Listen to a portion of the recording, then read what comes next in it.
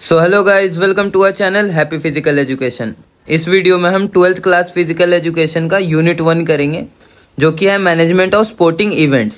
Sporting event से मतलब है स्पोर्ट्स में जितने भी कंपटीशन हो या टूर्नामेंट हो या स्पोर्ट्स रिलेटेड कोई भी इवेंट हो, इन इवेंट्स में मैनेजमेंट कैसे की जाती है इसके बारे में सीखेंगे हम इस चैप्टर से।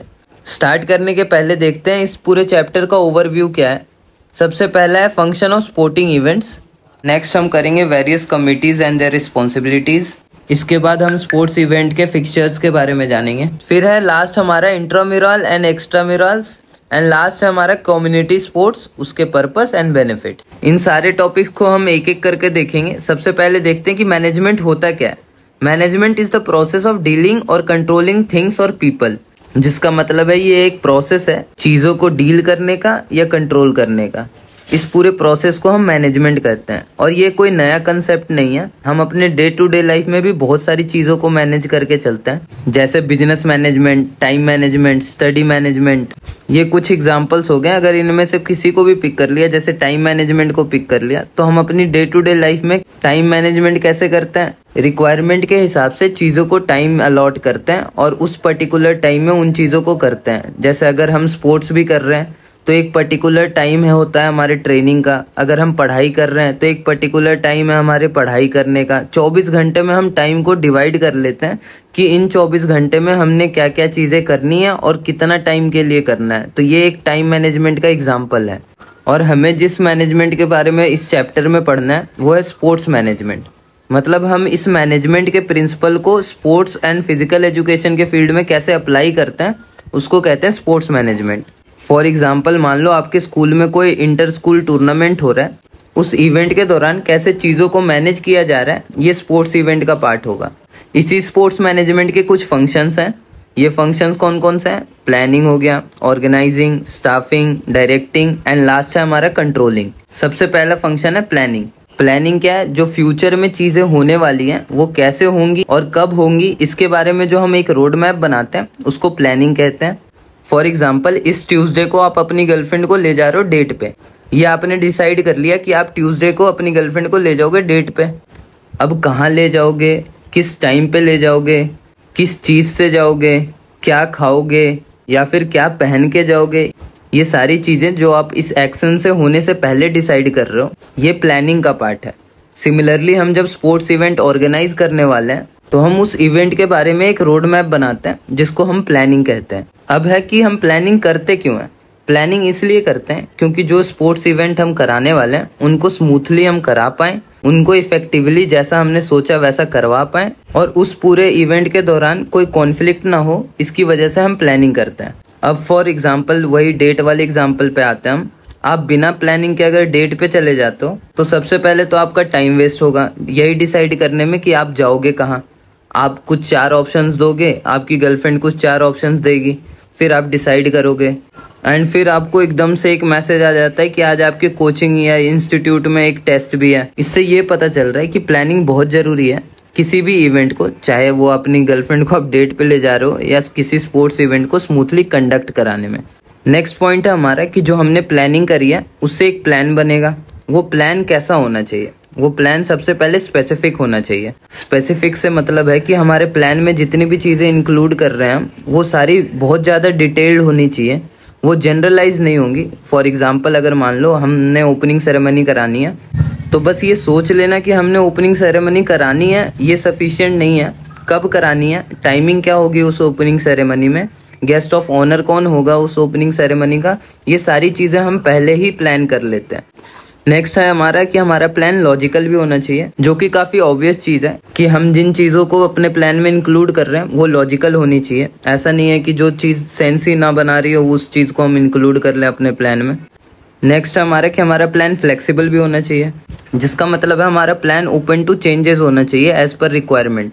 अगर हमें लग रहा है बाद में कि ये जो हमने पहले प्लान किया है उसमें कुछ चेंजेस करने की ज़रूरत है, तो वो प्लान उस हिसाब से अडेप्ट कर पाए। नेक्स्ट पॉइंट प्लानिंग का यही है कि आगे आने वाली जितने भी फंक्शंस हैं स्पोर्ट्स मैनेजमेंट के, ऑर्गेनाइजिंग हो, स्टाफिंग हो, डायरेक्टिंग हो या कंट्रोलिंग हो, ये सारे फंक्शंस पहले प्लानिंग का पार्ट होना चाहिए। प्लानिंग के बाद का फंक्शन है organizing. Organizing is the process of execution of the plan. जो प्लान हमने पहले बनाया है उसके एग्जीक्यूशन को हम ऑर्गेनाइजिंग कहते हैं। फॉर एग्जाम्पल, इस ट्यूसडे को आप अपनी गर्लफ्रेंड के साथ डेट पे जाओगे, इसके बारे में जो प्लानिंग करी थी उसके एग्जीक्यूशन को, मतलब आज ट्यूसडे है एंड आज आप अपनी गर्लफ्रेंड के साथ डेट पे जा रहे हो, ये एग्जीक्यूशन ऑफ द प्लान है एंड इसको हम ऑर्गेनाइजिंग कहते हैं। ऑर्गेनाइजिंग इंक्लूड्स डिस्ट्रीब्यूटिंग रिसोर्सेज, मतलब उस पूरे स्पोर्ट्स इवेंट के दौरान जितनी भी रिसोर्सेज हम यूज़ करेंगे उनको डिस्ट्रीब्यूट करना, ये ऑर्गेनाइजिंग का पार्ट है। नेक्स्ट है organizing person in order to achieve the goal establish in the planning stage, मतलब जो प्लानिंग स्टेज में हमने गोल स्टैब्लिश किया है, for example smooth conduct of this sports event.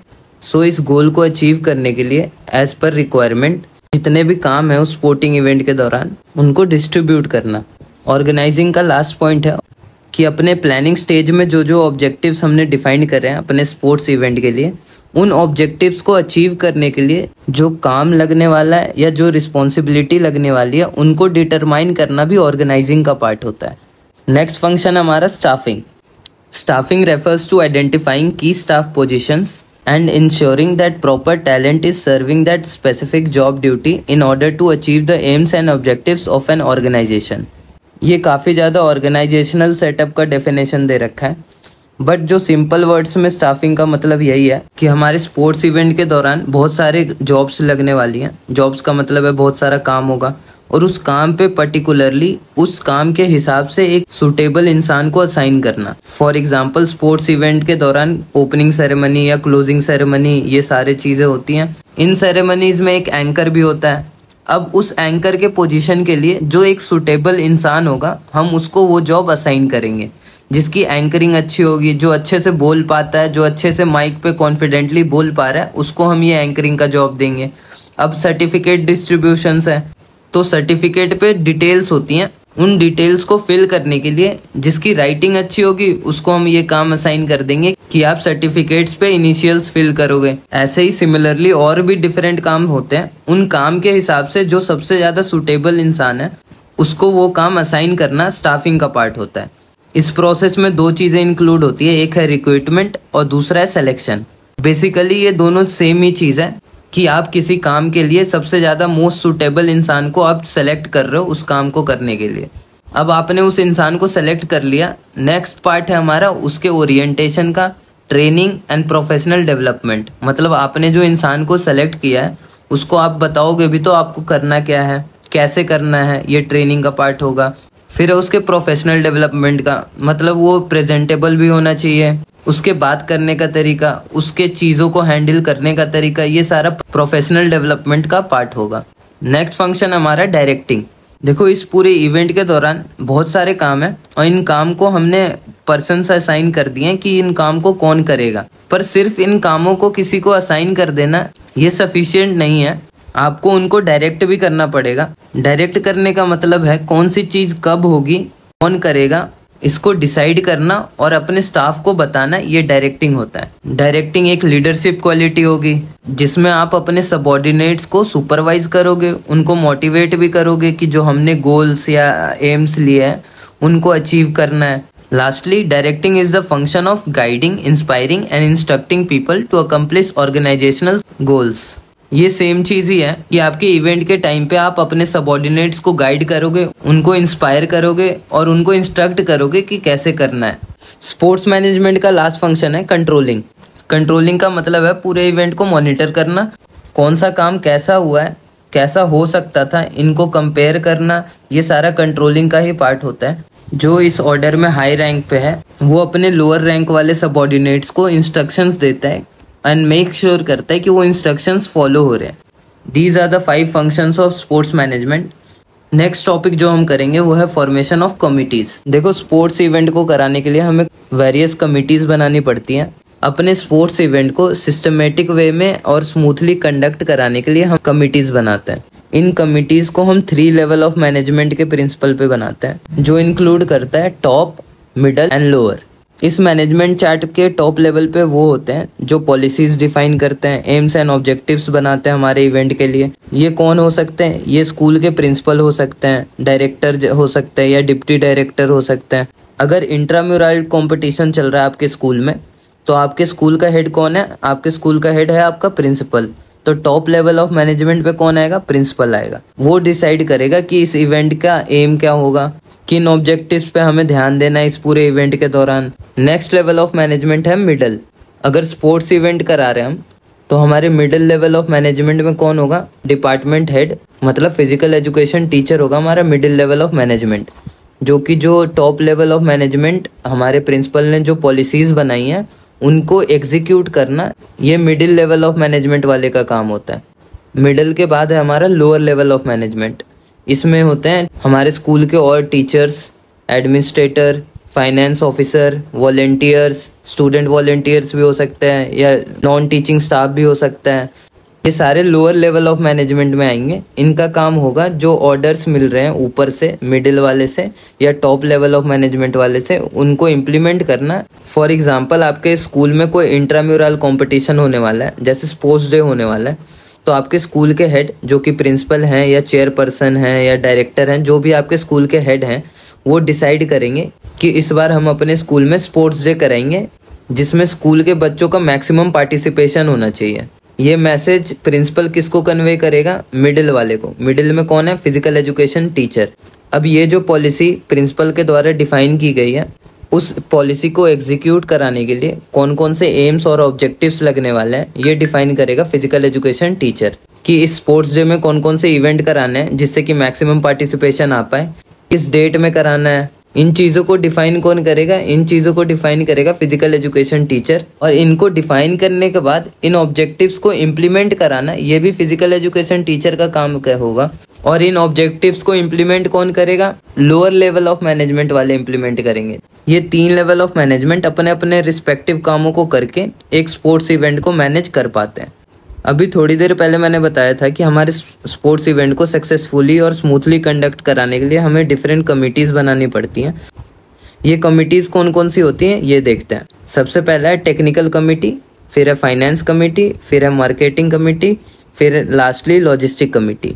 और भी डिफरेंट कमिटीज़ हम अपने रिक्वायरमेंट के हिसाब से बना सकते हैं, पर आपके बुक में 4 कमिटीज़ के बारे में मेंशन किया हुआ है, तो हम इस पूरे वीडियो में 4 कमिटीज़ के बारे में पढ़ेंगे। इन सारे कमिटीज़ को हम एक साथ ऑर्गेनाइजिंग कमेटी कहते हैं। सबसे पहला है टेक्निकल कमेटी। इवेंट के दौरान की जितनी भी टेक्निकल चीज़ें हैं इनको डील करना ये टेक्निकल कमेटी का काम होता है। टेक्निकल चीज़ों से यहाँ पे मतलब है कि जैसे जो इक्विपमेंट्स लगने वाले हैं इनको ख़रीदना, मैचेस को सही टाइम पे करवाना, ग्राउंड पे जो जितनी भी चीज़ों की रिक्वायरमेंट है उनको फुलफ़िल करना, ये कुछ टेक्निकल काम है जो टेक्निकल कमेटी करती है। सबसे पहले देखते हैं इस इवेंट के पहले टेक्निकल कमेटी के क्या क्या काम होते हैं। सबसे पहला काम है कि इस इवेंट्स में जो इक्विपमेंट्स लगने वाले हैं उन इक्विपमेंट्स की लिस्ट बनाना और उनको ख़रीदना, ये टेक्निकल कमेटी का काम होता है। नेक्स्ट है टूर्नामेंट से पहले ऑफिशियल से कंफर्मेशन लेना, आप किन ऑफिशियल से अपना टूर्नामेंट कंडक्ट करवाना चाहते हो। ये कंफर्मेशन आप उन ऑफिशियल से टूर्नामेंट से पहले ले लेते हो। टूर्नामेंट से पहले ग्राउंड मैनेजमेंट का भी काम टेक्निकल कमेटी देखती है। इस पूरे टूर्नामेंट के रूल एंड रेगुलेशंस, इस टूर्नामेंट के फिक्सचर्स को बनाना, ये टेक्निकल कमेटी के इवेंट से पहले के काम है। नेक्स्ट है उस इवेंट के टाइम पे कौन कौन से काम होते हैं। टेक्निकल कमेटी उस इवेंट के टाइम पे मैचेस को कंडक्ट कराने के लिए भी रिस्पॉन्सिबल होती है। टूर्नामेंट के टाइम पे ग्राउंड मैनेजमेंट का भी काम टेक्निकल कमेटी ही देखती है। और भी ऐसे टेक्निकल काम जो उस स्पोर्ट्स इवेंट के टाइम पे हो रहे हैं, ये सारा काम टेक्निकल कमेटी देखती है, जैसे कि collection off score sheet, preparation of merit list and so on. Lastly हम इस टेक्निकल कमेटी के इवेंट के बाद के कामों को समझते हैं। टूर्नामेंट हमारा जब ख़त्म हो जाएगा तो फील्ड के क्लीनिंग का काम और जो इक्विपमेंट्स हमने उस टूर्नामेंट के टाइम पे यूज़ किया है उनको उनके जगह पे वापस रखना, ये सारा टेक्निकल कमेटी के अंदर आता है। नेक्स्ट दूसरी कमेटी जिसके बारे में हम पढ़ेंगे वो है फाइनेंस कमेटी। इस कमेटी के नाम से ही आपको पता चल रहा होगा कि इवेंट के दौरान जो फाइनेंशियल एस्पेक्ट्स हैं उनको डील करता है finance committee. Finance committee sports tournament का बैकबोन होता है। वो इसलिए होता है क्योंकि ऑब्वियसली किसी टूर्नामेंट या इवेंट को कराने के लिए आपकी प्राइमरी रिक्वायरमेंट मनी ही होगी, तो इस रिक्वायरमेंट को फुलफिल करने के लिए ये कमेटी स्पॉन्सरशिप ढूंढने का काम करती है। टूर्नामेंट से पहले हम पूरे टूर्नामेंट का एक बजट बनाते हैं। ये बजट बनाने का काम फाइनेंस कमेटी का होता है। जो भी एक्सपेंसेस हमारे टूर्नामेंट के टाइम पे लगने वाले हैं, इन एक्सपेंसेस के लिस्ट को पहले ही प्रिपेयर कर लेना एंड प्रिपेयर करने के बाद इस लिस्ट को स्पॉन्सर्स के सामने रखना, ये काम फाइनेंस कमेटी का होता है। फिर टूर्नामेंट के टाइम पे जो हमारा कैश फ्लो है, मतलब कितनी पेमेंट हमें आ रही है या कितने एक्सपेंसेस हमारे हो रहे हैं, इनको चेक करना ये फाइनेंस कमेटी का काम होता है टूर्नामेंट के टाइम पे। अब टूर्नामेंट के बाद क्या काम होता है फाइनेंस कमेटी का कि जो भी एक्सपेंस हमारा टूर्नामेंट के टाइम पे आया उनको रिकॉर्ड करना, जितने भी बिल्स हैं उनको सेटल कर लेने के बाद एक फाइनेंशियल रिपोर्ट बनाती है ये कमेटी, और ये फाइनेंशियल कमेटी इस रिपोर्ट को बाद में ऑर्गेनाइजिंग कमेटी को हैंड ओवर कर देती है। नेक्स्ट कमेटी हमारा लॉजिस्टिक कमेटी। इस कमेटी के बहुत सारे काम हैं, जैसे transportation, boarding, lodging, refreshment, decoration, departing, इन सारे कामों को लॉजिस्टिक कमेटी देखती है। टूर्नामेंट से पहले ये कमेटी डिसाइड करती है कौन सी टीम कहाँ रुकेगी, वीआईपीज जो हमारे गेस्ट आ रहे हैं वो कहाँ रुकेंगे, इन टीम्स को ग्राउंड पे ले जाने के लिए कौन सी व्हीकल्स अवेलेबल होनी चाहिए, और जो हमारे इवेंट गेस्ट आ रहे हैं उनको कैसे रिसीव किया जाएगा। ये सारा काम लॉजिस्टिक कमेटी टूर्नामेंट से पहले ही डिसाइड कर लेती है। फिर ये कमेटी टूर्नामेंट के टाइम पे जो टीम्स पार्टिसिपेट कर रही हैं उनको फील्ड तक लाने का, ट्रांसपोर्टेशन का काम लॉजिस्टिक कमेटी का होता है। फिर टूर्नामेंट के टाइम पे जो गेस्ट हमारे आए हैं उनको रिफ्रेशमेंट देने का काम, या जितने भी स्टॉल्स लगे होते हैं उस इवेंट के टाइम पे इनको मैनेज करने का भी काम लॉजिस्टिक कमेटी का ही होता है। इवेंट के बाद लॉजिस्टिक कमेटी मेक श्योर करती है कि जो टेबल्स और चेयर्स इस टूर्नामेंट के टाइम पे यूज़ हुए हैं वो अपने जगह पे वापस रख दिए जाएं। नेक्स्ट कमेटी जो हम करेंगे वो है मार्केटिंग कमेटी। इस कमेटी का काम पब्लिसिटी एंड स्पॉन्सरशिप का होता है। पब्लिसिटी वेरियस मोड से हो सकती हैं, जैसे social media engagement, press release, advertisement, billboards, इनके थ्रू पब्लिसिटी करने का काम मार्केटिंग कमेटी का होता है। टूर्नामेंट से पहले मार्केटिंग कमेटी स्पॉन्सर से अरेंज कराती हैं, पब्लिसिटी करवाती हैं टूर्नामेंट का, जैसे इवेंट्स के बैनर्स को डिस्प्ले कराना रोड्स पे या मेट्रोज पे, और स्पॉन्सर्स के साथ मीटिंग करवाने का भी काम मार्केटिंग कमेटी का होता है। और टूर्नामेंट के टाइम पे टूर्नामेंट का लाइव टेलीकास्टिंग कराना, रिजल्ट्स को सोशल मीडिया पे अपडेट करना, ये सारा काम मार्केटिंग कमेटी करती है। और टूर्नामेंट फिनिश होने के बाद ये कमेटी इस इवेंट के टूर्नामेंट का प्रेस रिलीज निकलवाती है और इस टूर्नामेंट के लाइव टेलीकास्ट को रीटेलीकास्ट करवाती है बाद में, टूर्नामेंट फिनिश होने के बाद। ये कुछ कमिटीज़ हैं जो स्पोर्ट्स मैनेजमेंट में हम फॉर्म करते हैं ताकि हम अपने स्पोर्ट्स इवेंट को स्मूथली कंडक्ट करा पाएँ। ऐसा कोई हार्ड एंड फास्ट रूल नहीं होता है कि यही 4 कमिटीज़ होंगी और इनके यही स्पेसिफाइड काम होंगे। हम अपने रिक्वायरमेंट के हिसाब से और भी कमिटीज़ बना सकते हैं और इन कमिटीज़ में अपने रिक्वायरमेंट के हिसाब से जितने भी काम हैं उनको डिस्ट्रीब्यूट कर सकते हैं। ये बस एक आपके अंडरस्टैंडिंग के लिए एक बेसिक स्ट्रक्चर है स्पोर्ट्स मैनेजमेंट कमिटीज़ का।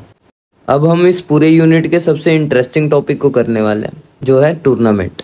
टूर्नामेंट एक सीरीज ऑफ मैचेस है जिसके थ्रू हम एक विनर डिटरमाइन करते हैं। एग्जाम्पल के लिए आईपीएल लें तो आईपीएल एक टूर्नामेंट है जिसमें सीरीज ऑफ मैचेस चलती हैं।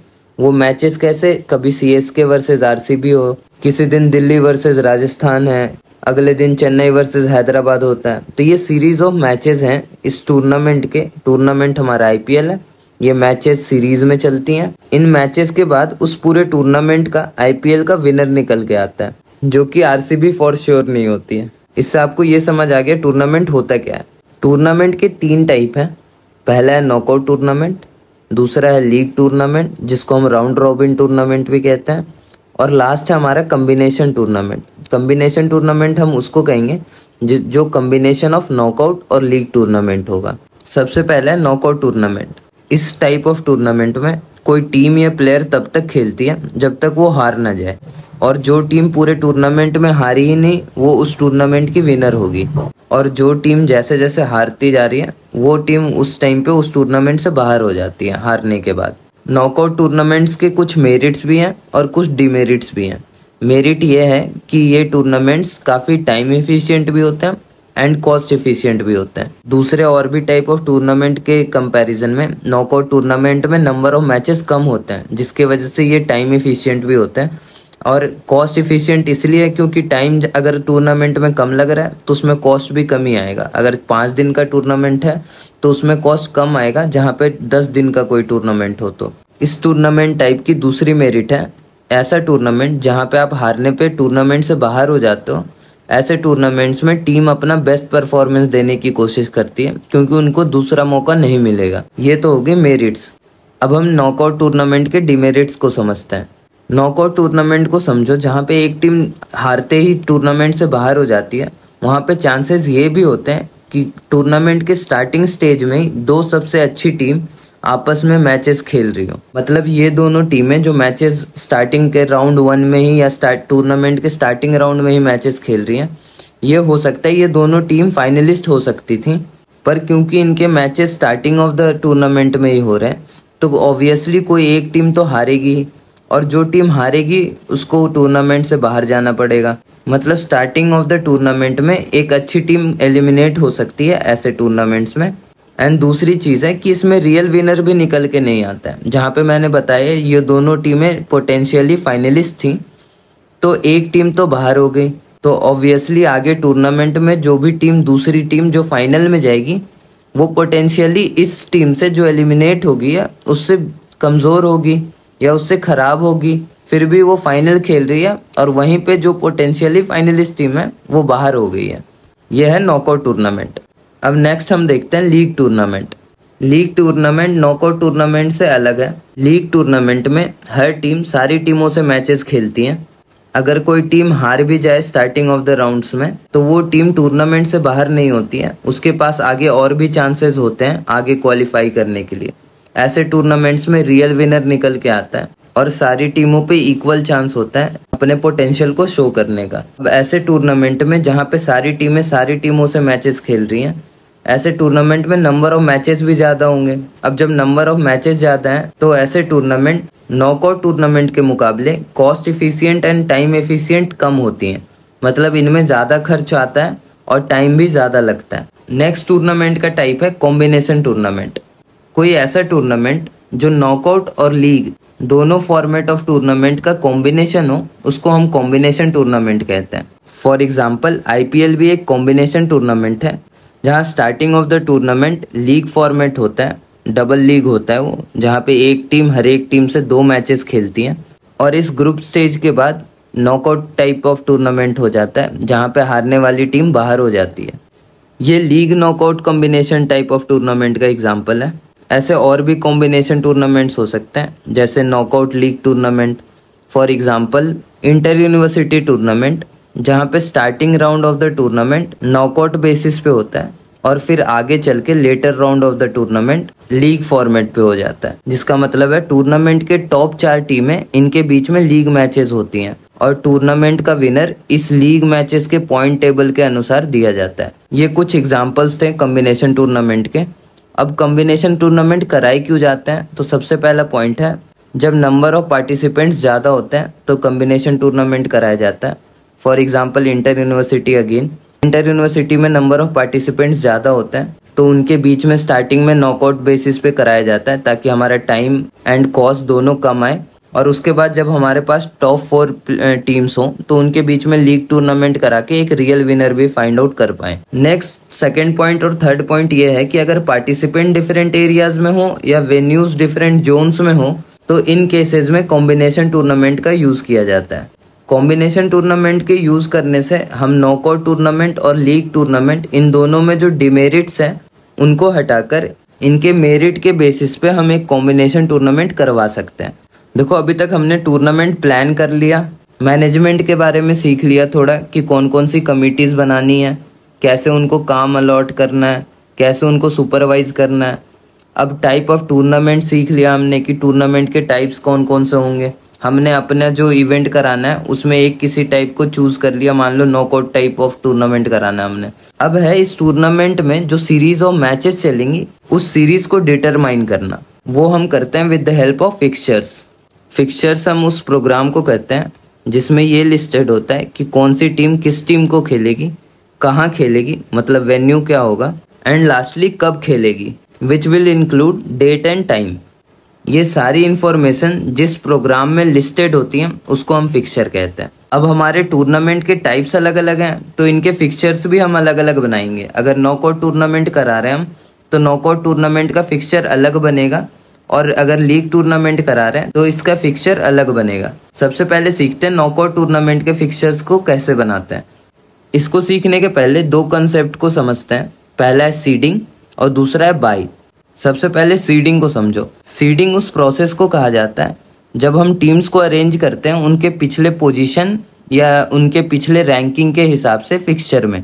फॉर एग्जांपल ABCDEFGHI ये 5 टीमें पार्टिसिपेट कर रही हैं हमारे इस टूर्नामेंट में, और ये टूर्नामेंट हम हर साल कराते हैं। सो हमारे पास पिछले बार का भी रिकॉर्ड है कि कौन सी टीम फर्स्ट आई थी और कौन सी लास्ट आई थी। अगर मान लो D और I पिछले बार के फाइनलिस्ट हैं, जिसमें D विनर था और I रनर अप था, तो इनको हम फिक्सचर पर ऊपर और नीचे अरेंज कर देते हैं ताकि इन दोनों अच्छी टीमों का match starting of the tournament में ना हो।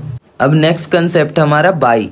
बाई में देखो क्या होता है, जब किसी टीम को बाई दिया जाता है मतलब उस टीम को उस राउंड में पार्टिसिपेट करने की जरूरत नहीं है, वो टीम उस राउंड में बिना मैच खेले नेक्स्ट राउंड के लिए एलिजिबल है। और हम बाई इसलिए देते हैं क्योंकि अगर number of teams participating uneven है मतलब ऑड नंबर में है, तो उस केस को मैनेज करने के लिए हम बाई देते हैं। और कोई भी ऐसी टीम ना हो कि एक दिन में ज्यादा मैचेस एक टीम खेल रही हो, तो इस चीज को अवॉइड करने के लिए भी हम बाई देते हैं। एक किन केसेस में नहीं दिया जाता है बस इसको सीख लो, बाकी सारे केसेस में बाई दिया जाता है। 2 के जितने भी पावर प्रोडक्ट हैं मतलब 2 का स्क्वायर 4, 2 का क्यूब 8, 2 का पावर 4 16, 2 का पावर 5 32 एंड सो ऑन। अगर 2 के इन पावर प्रोडक्ट से आपका number of team participating equal है तो इन केसेस में हम बाई नहीं देते हैं, बाकी रेस्ट सारे केसेस में हम बाई का यूज करते हैं। नॉकआउट फिक्सचर को बनाने के स्टेप्स क्या हैं इनको समझते हैं। सबसे पहला स्टेप है ये पता लगाना है कि कितनी टीमें पार्टिसिपेट कर रही हैं। अगर मान लो नंबर ऑफ टीम्स पार्टिसिपेटिंग 9 है तो हमें बाई देना पड़ेगा। अगर नंबर ऑफ टीम्स पार्टिसिपेटिंग 8 है तो हमें बाई देने की कोई ज़रूरत नहीं है। अब हमारे पास ये आइडिया हो गया कि नंबर ऑफ टीम्स पार्टिसिपेटिंग कितनी है, तो नेक्स्ट हम डिटरमाइन करेंगे कि टोटल नंबर ऑफ मैचेस कितने होंगे पूरे टूर्नामेंट में। Number of matches of the tournament का फॉर्मूला है नंबर ऑफ टीम्स माइनस 1, मतलब जितनी टीमें पार्टिसिपेट कर रही हैं उसमें हम 1 माइनस कर देंगे तो उससे हमारा टोटल नंबर ऑफ मैचेस निकल के आ जाएगा। अगर नंबर ऑफ टीम्स पार्टिसिपेटिंग 15 है तो 15 minus 1 14 is the total number of matches which will be played in the tournament. Next step है हमारा फिक्सचर को 2 हाफ्स में डिवाइड करना।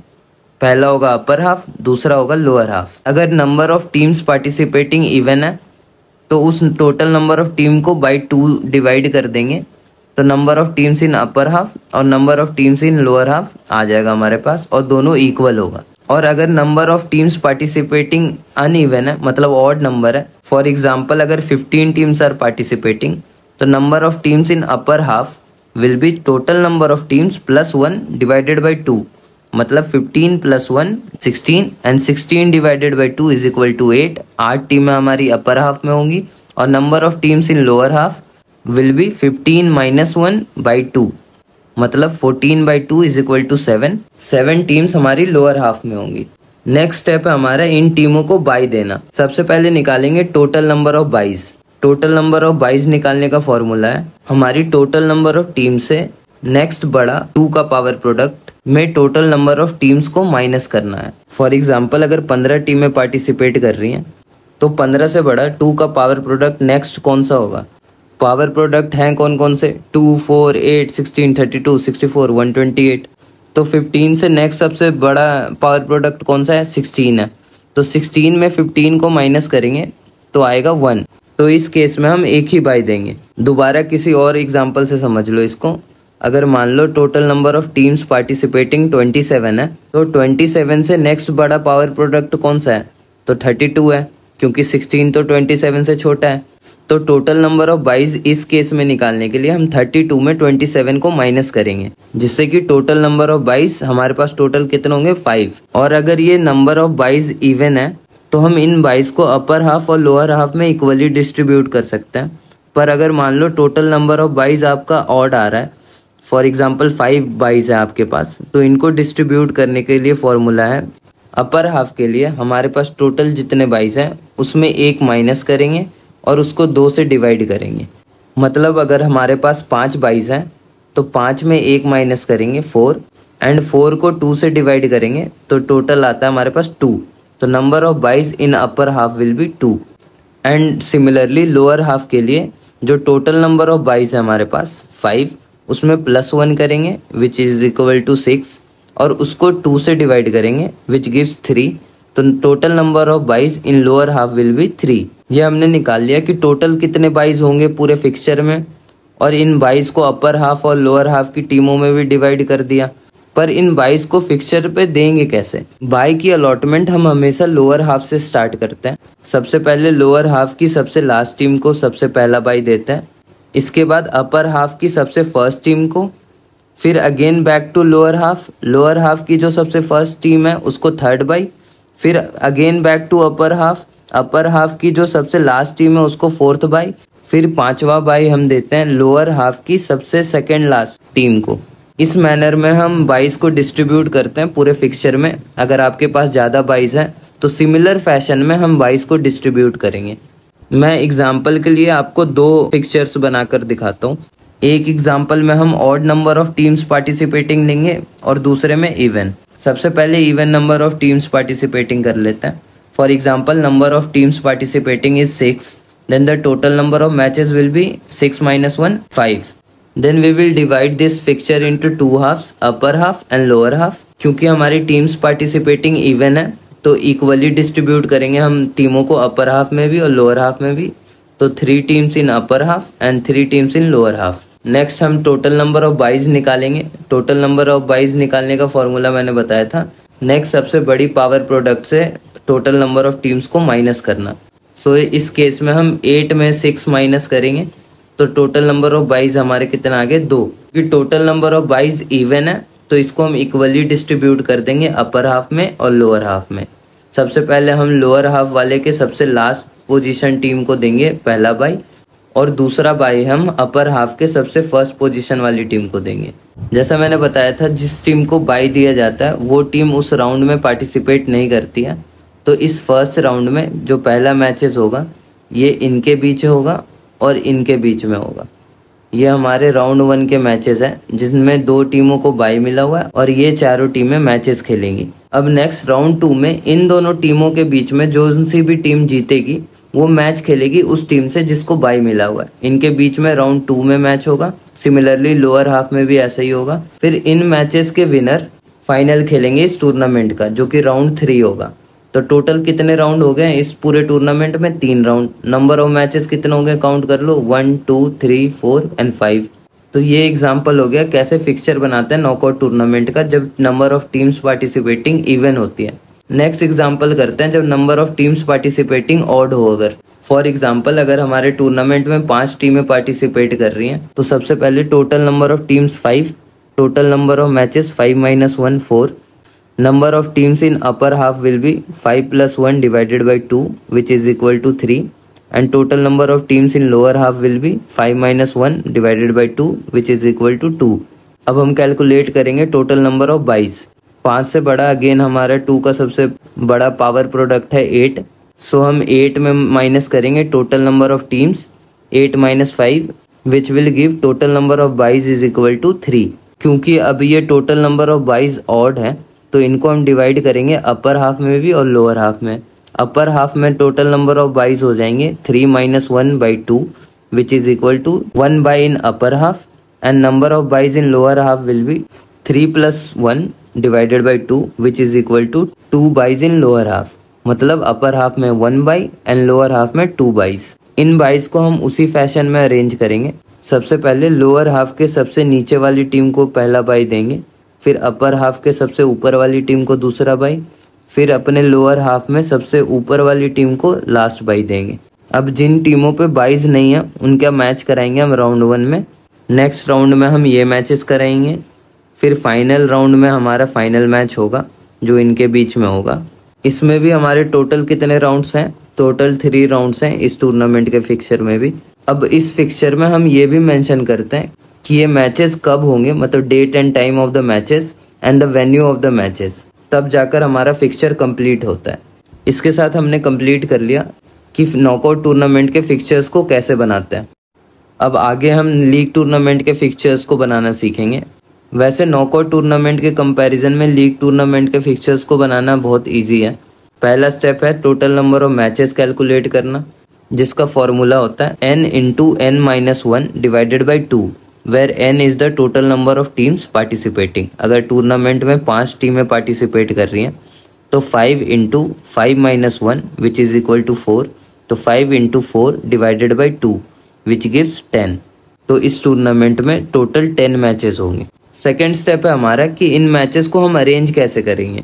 देखो, इनको अरेंज करने के दो मेथड्स हैं, एक है साइक्लिक मेथड और दूसरा है स्टेयरकेस मेथड। साइक्लिक मेथड में क्या करता है, हम किसी एक टीम के पोजीशन को फिक्स कर देते हैं और बाकी टीमों को रोटेट करते रहते हैं।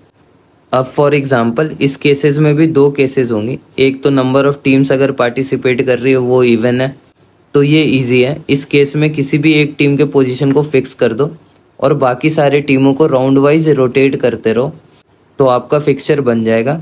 और दूसरा केस है अगर number of teams participating odd हुई तब क्या करना है। देखो, जब अगर number of teams participating odd है तो सेम वे में हम रोटेट करेंगे, पर इस बार किसी टीम के पोजीशन को फिक्स ना करके बाई के पोजीशन को फिक्स कर देंगे कि हर राउंड में किसी एक टीम को बाई मिलेगा। अब अच्छे से सीखने के लिए हम इन दोनों केसेस के फिक्सचर्स को ड्रॉ करते हैं। सबसे पहले 6 टीमों का एग्जांपल अगर हम लेते हैं कि नंबर ऑफ टीम्स पार्टिसिपेटिंग अगर 6 है, so total number of matches कितने हो जाएंगे, 6 into 6 - 1 divided by 2 which will give 6 into 5 divided by 2 is equal to 15। मतलब टोटल 15 मैचेस होंगे इस टूर्नामेंट में। अब इसको अरेंज करते हैं अगर, तो फिक्सचर हमारा ऐसा कुछ दिखेगा जिसमें हमने इस टीम के पोजीशन को फिक्स कर दिया है और बाकी टीम के पोजीशन को हम हर राउंड में रोटेट कर रहे हैं, तो हमारी सारी टीमें सारी टीमों से मैचेस खेल रही हैं। अब नेक्स्ट एग्जांपल हमारा अगर number of teams participating odd हुई तो number of matches same way में कैलकुलेट करेंगे। अब इनको अरेंज कैसे करेंगे, अगर फॉर एग्जांपल अगर हम 7 टीमों का एग्जांपल लेते हैं तो हम बाई के पोजीशन को फिक्स कर देंगे और हर राउंड में हम बाकी टीमों के पोजीशंस को रोटेट करेंगे, जिससे हर राउंड में किसी एक टीम को बाई मिलेगा। अब नेक्स्ट चीज़ हम सीखेंगे इस साइक्लिक मेथड्स में नंबर ऑफ राउंड्स कैसे निकालता है। अगर number of teams participating even है तो number of teams -1 is equal to the number of rounds, और अगर number of teams participating uneven है फॉर एग्जांपल 7, इस केस में number of rounds number of teams के इक्वल होता है। नेक्स्ट मेथड है हमारा लीग टूर्नामेंट के फिक्सचर ड्रॉ करने का स्टेयरकेस मेथड। इस मेथड में ज़्यादा कुछ नहीं है। सबसे पहले इस स्टेयर में किसी एक टीम के पोजीशन को फिक्स कर देंगे और वो टीम सारी टीमों से मैचेस खेलेगी। नेक्स्ट स्टेप में हम दूसरे किसी टीम के पोजीशन को फिक्स कर देंगे और इस स्टेप में ये टीम बाकी के टीमों से मैचेस खेलेंगी और पहले वाली टीम को जिसको हमने पहले राउंड में फिक्स किया था उसको इंक्लूड नहीं करेंगे इस वाले केस में। सिमिलरली हम नेक्स्ट स्टेयर केस में दूसरी किसी टीम के पोजीशन को फिक्स कर देंगे और फिर वो टीम बाकी दूसरे टीमों से मैचेस खेलेंगी and similarly so on. Example के लिए ये फिक्सचर देखो, इस टीम में सबसे पहले स्टेयर केस में ए के पोजीशन को फिक्स कर दिया गया एंड उसके वर्सेस में बाकी के टीमों को BCDEFGH करके अरेंज कर दिया गया। नेक्स्ट स्टेयर केस में बी के पोजीशन को फिक्स कर दिया है और इस केस में ए को ना इंक्लूड करके बाकी के टीमों के मैचेस को अलॉट कर दिया है जो कि C, D, E, F और G से है। नेक्स्ट थर्ड स्टेयर केस में सी के पोजीशन को फिक्स कर देंगे और चौथे में डी को, पांचवें में ई को और लास्टली एफ के पोजीशन को फिक्स करके जी से मैच खिलवाएंगे लास्ट। ये सीखा हमने लीग टूर्नामेंट के फिक्सचर्स को कैसे ड्रॉ करते हैं दो मेथड से, स्टेयरकेस मेथड एंड दूसरा है हमारा साइक्लिक मेथड। अब जो इम्पोर्टेंट चीज़ है लीग टूर्नामेंट में वो है पॉइंट्स टेबल। लीग टूर्नामेंट में विनर डिसाइड करने के लिए पॉइंट्स टेबल बनाना बहुत ज़रूरी है। पॉइंट्स टेबल का एग्जांपल आपने आईपीएल में देखा होगा। आईपीएल में जब टीमें मैचेस खेल रही होती हैं अपने लीग फॉर्मेट में, तो अगर वो मैचेस जीतती हैं तो उनको 2 पॉइंट दिया जाता है, अगर मैचेस ड्रॉ होते हैं तो दोनों टीमों को 1 पॉइंट दिया जाता है और अगर जो टीम हार रही है उसको 0 पॉइंट दिया जाता है उस पॉइंट्स टेबल में। और उसी पॉइंट टेबल के रैंकिंग के हिसाब से टॉप 4 टीमें क्वालिफाई करती हैं नेक्स्ट राउंड के लिए। सो ये पॉइंट टेबल बनाना बहुत ज़रूरी है। हम अपने हिसाब से असाइन कर सकते हैं कि हम मैच विनर को कितने पॉइंट देंगे और मैच लूजर्स को कितने पॉइंट देंगे, और मैच अगर ड्रॉ होता है तो दोनों में कितने पॉइंट्स डिवाइड होंगे। हम 2-1-0 भी रख सकते हैं, हम 5-3-0 भी रख सकते हैं एंड फाइनली इन पॉइंट्स के हिसाब से हमारे लीग टूर्नामेंट का विनर डिसाइड होता है। नेक्स्ट हम इंट्राम्यूरल एंड एक्स्ट्राम्यूरल कंपटीशन के बारे में जानेंगे। ये जो कॉम्पिटिशन्स हम करवा रहे हैं उनको हम 2 टाइप्स में डिवाइड कर सकते हैं। सबसे पहला है इंट्राम्यूरल कॉम्पिटिशन्स एंड दूसरा है एक्स्ट्राम्यूरल कॉम्पिटिशन्स। इंट्राम्यूरल कॉम्पिटिशन्स हम उन कॉम्पिटिशन्स या टूर्नामेंट को कहते हैं जिसमें सिर्फ एक सिंगल इंस्टीट्यूट के बच्चे पार्टिसिपेट करते हैं। इंट्राम्यूरल वर्ड का मतलब भी यही होता है, विद इन द वॉल्स, मतलब एक इंस्टीट्यूट के ही स्टूडेंट्स उस टूर्नामेंट में पार्टिसिपेट करेंगे। और वहीं एक्स्ट्राम्यूरल कॉम्पिटिशन्स उन कॉम्पिटिशन्स को कहते हैं ऐसे और इंस्टीट्यूट के बीच में कंपटीशन करवाते हैं, तो इसको एक्स्ट्राम्यूरल कंपटीशन कहते हैं। इंट्राम्यूरल कंपटीशन का एग्जांपल है जैसे हमारे स्कूल में जब स्पोर्ट्स डे होता है तो उसी स्कूल के बच्चे उस स्पोर्ट्स डे में पार्टिसिपेट कर सकते हैं। वहीं जब इंटर स्कूल कॉम्पिटिशन होता है तो उस कंपटीशन में उस डिस्ट्रिक्ट में या उस जोन के जितने भी स्कूल्स हैं वो पार्टिसिपेट करते हैं, एक दूसरे से compete करते हैं, तो इसको एक्स्ट्राम्यूरल कंपटीशन कहते हैं। इंट्राम्यूरल कंपटीशन में हम बहुत सारे गेम्स को इंक्लूड कर सकते हैं और इन कॉम्पिटिशन्स को हम एक दिन का भी रख सकते हैं और पूरे साल तक चलने वाले कॉम्पिटिशन्स को भी करवा सकते हैं। इंट्राम्यूरल कॉम्पिटिशन्स करवाने के ऑब्जेक्टिव्स क्या क्या हैं? सबसे पहला ऑब्जेक्टिव है मास पार्टिसिपेशन। स्कूल्स में बच्चों के बीच में डाइवर्सिटी होती है, बहुत बच्चे स्पोर्ट्स में अच्छे होते हैं और बहुत ऐसे बच्चे होते हैं जो स्पोर्ट्स में अच्छे नहीं होते हैं पर उनको स्पोर्ट्स में इंगेज होना या पार्टिसिपेट करना अच्छा लगता है। ऐसे बच्चे एक्स्ट्राम्यूरल कंपटीशन में compete नहीं कर सकते हैं क्योंकि इनका सिलेक्शन नहीं होता है स्कूल टीम्स में। तो इंट्राम्यूरल कंपटीशन इनके मास पार्टिसिपेशन के लिए होता है कि हमारे स्कूल के मैक्सिमम बच्चे इस कंपटीशन में पार्टिसिपेट करें, स्पोर्ट्स एक्टिविटी में पार्टिसिपेट करें ताकि उनका ऑल राउंड डेवलपमेंट हो पाए। स्पोर्ट्स एक्टिविटीज़ में पार्टिसिपेट करने से बच्चों में अलग अलग वैल्यूज़ डेवलप होती हैं जैसे फेयर प्ले, रिस्पेक्ट, फ्रेंडशिप। तो इंट्राम्यूरल कंपटीशन में मैक्सिमम बच्चे जब पार्टिसिपेट करेंगे उस स्कूल के तो इन मैक्सिमम बच्चों में ये वैल्यूज़ डेवलप हो पाएंगी और इन वैल्यूज़ के साथ साथ उनकी फिटनेस और हेल्थ भी अच्छी होगी। अब नेक्स्ट इंट्राम्यूरल कंपटीशन के सिग्निफिकेंस को देखते हैं। सबसे पहला सिग्निफिकेंस है selection for extramural. In intramural competitions में जो बच्चा अच्छा परफॉर्म करता है उस बच्चे का सिलेक्शन स्कूल टीम्स में हो जाता है, जो स्कूल टीम पार्टिसिपेट करेगी एक्स्ट्राम्यूरल कंपटीशन में। दूसरा सिग्निफिकेंट पॉइंट है ग्रुप कोहेजन। देखो इंट्राम्यूरल कंपटीशन में मोस्टली स्कूलों में हाउसेज में डिवाइड कर दिया जाता है या टीम्स बना दी जाती हैं, तो इन डिफरेंट हाउसेज में डिफरेंट बच्चे होते हैं जो अपना एक्सपीरियंस दूसरे बच्चों के साथ शेयर भी करते हैं, जिसकी वजह से बच्चों में ग्रुप कोहेजन बढ़ता है। नेक्स्ट पॉइंट है हमारा प्रोफेशनल एक्सपीरियंस। देखो इन टूर्नामेंट्स को कंडक्ट कराने में मैंने बताया था वॉलंटियर्स रिक्वायर्ड होती हैं और वॉलंटियर्स के साथ साथ बहुत सारे ऐसे काम होते हैं और उस काम के हिसाब से एक सुटेबल पर्सन हम सेलेक्ट करते हैं।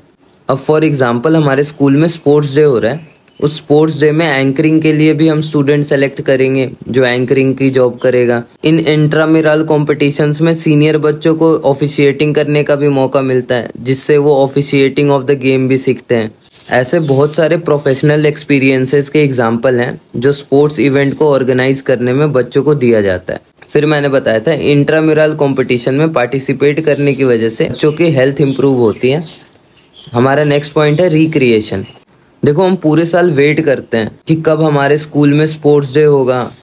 क्यों करते हैं? क्योंकि ये इवेंट्स रिक्रिएशन का काम करते हैं हमारी पढ़ाई के साथ साथ। रिक्रिएशन का मतलब है ऐसे एलिमेंट्स जो हैप्पीनेस और इंजॉयमेंट की फीलिंग देता है, उसको हम रिक्रिएशन एक्टिविटी कहते हैं। लास्ट पॉइंट हमारा मास पार्टिसिपेशन। मास पार्टिसिपेशन के बारे में मैंने पहले ही बता दिया आपको। नेक्स्ट हम करते हैं एक्स्ट्राम्यूरल कॉम्पिटिशन्स के ऑब्जेक्टिव्स को। देखो अभी तक इंट्राम्यूरल कॉम्पिटिशन्स में हम कॉम्पिटिशन्स करा रहे थे मास पार्टिसिपेशन के लिए, बच्चों के सीखने के लिए, सिलेक्शन करने के लिए, पर एक्स्ट्राम्यूरल कॉम्पिटिशन्स हम हाई परफॉर्मेंस के लिए करते हैं। आप एक्स्ट्राम्यूरल कॉम्पिटिशन में मास पार्टिसिपेशन या डमी एथलीट नहीं भेज सकते। आप इन कॉम्पिटिशन्स में अपना बेस्ट एथलीट भेजते हो और ये उम्मीद लगाते हो कि ये एथलीट आपका बेस्ट परफॉर्मेंस दे। इन एक्स्ट्राम्यूरल कॉम्पिटिशन्स में पार्टिसिपेट करने से और अच्छा परफॉर्म करने से बच्चों को कैरियर ऑप्शंस मिलते हैं स्पोर्ट्स में कि आगे अगर उनकी परफॉर्मेंस अच्छी आ रही है वो स्पोर्ट्स को एज अ कैरियर चूज करें। और लास्ट पॉइंट हमारा, जब हम ऐसे एक्स्ट्राम्यूरल कॉम्पिटिशन्स में पार्टिसिपेट करते हैं तो पार्टिसिपेंट्स के बीच में एक सोशल, कल्चरल और इकोनॉमिक डाइवर्सिटी होती है। मतलब पार्टिसिपेंट्स सोशली, इकोनॉमिकली और कल्चरली अलग होते हैं और हमें इन कॉम्पिटिशन्स में पार्टिसिपेट करके एक दूसरे के कल्चर के बारे में, उनके सोशल लाइफ के बारे में सीखने को मिलता है इन कॉम्पिटिशन्स में पार्टिसिपेट करने से। इसके सिग्निफिकेंस में भी सेम पॉइंट्स हैं, progression in performance, psychological factors, level of fitness, and lastly socialization. ये सारे पॉइंट्स मैंने अभी ऑब्जेक्टिव्स में कवर कर लिए थे। अब हम इस यूनिट के लास्ट टॉपिक को कवर करते हैं, जो कि है कम्युनिटी स्पोर्ट्स। कम्युनिटी स्पोर्ट्स एक सोशल प्रैक्टिस है जिससे कि हम सोसाइटी के लोगों को कनेक्ट करते हैं और उनको स्पोर्ट्स, एक्सरसाइज, फिटनेस एक्टिविटीज़, इन एक्टिविटीज़ में इंगेज करते हैं। ऐसा जब हम कोई इवेंट ऑर्गेनाइज करते हैं उसको हम कम्युनिटी स्पोर्ट्स कहते हैं। जब हम सोसाइटी में हेल्थ अवेयरनेस स्प्रेड करना चाहते हैं या लोगों को जागरूक करना चाहते हैं किसी पर्टिकुलर इशू के बारे में, इस चीज़ में कम्युनिटी स्पोर्ट्स बहुत बड़ा रोल प्ले करता है। हमारे कम्युनिटी में मेंबर्स बहुत ज़्यादा डाइवर्स नेचर के होते हैं, क्योंकि स्कूल जाने वाले बच्चे भी होते हैं, बहुत छोटे बच्चे भी होते हैं, फिर अडल्ट्स भी होते हैं, फिर सीनियर सिटीजन भी होते हैं। इन सबको कनेक्ट करने का और इन एक्टिविटीज़ में इंगेज करने का एक साधन है कम्युनिटी स्पोर्ट्स। कम्युनिटी स्पोर्ट्स के जरिए हम अपने कम्युनिटी में रेगुलर स्पोर्ट्स एक्टिविटीज़ करा सकते हैं और इन इवेंट्स में awareness programme, social campaign, talent search, recreational opportunities, इन सबको ऐड किया जाता है इन इवेंट्स में, ताकि सोसाइटी के ज़्यादातर लोगों के बीच में ये अवेयरनेस फैलाई जाए।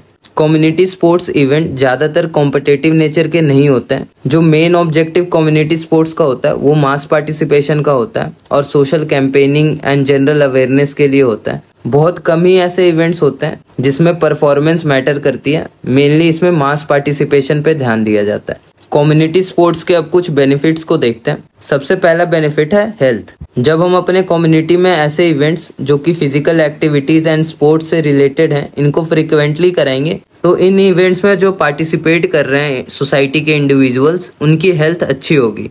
दूसरा पॉइंट है सोशल। जब हम ऐसे इवेंट्स में पार्टिसिपेट करते हैं तो हम नए फ्रेंड्स बनाते हैं, नए लोगों से मिलते हैं, उनके विचारों को समझते हैं, उनसे नए एक्सपीरियंसेस लेते हैं, अपने एक्सपीरियंसेस को दूसरे से शेयर करते हैं, तो इससे हमारी सोशल लाइफ इम्प्रूव होती है। तीसरी बेनिफिट जो है वो है साइकोलॉजिकल बेनिफिट।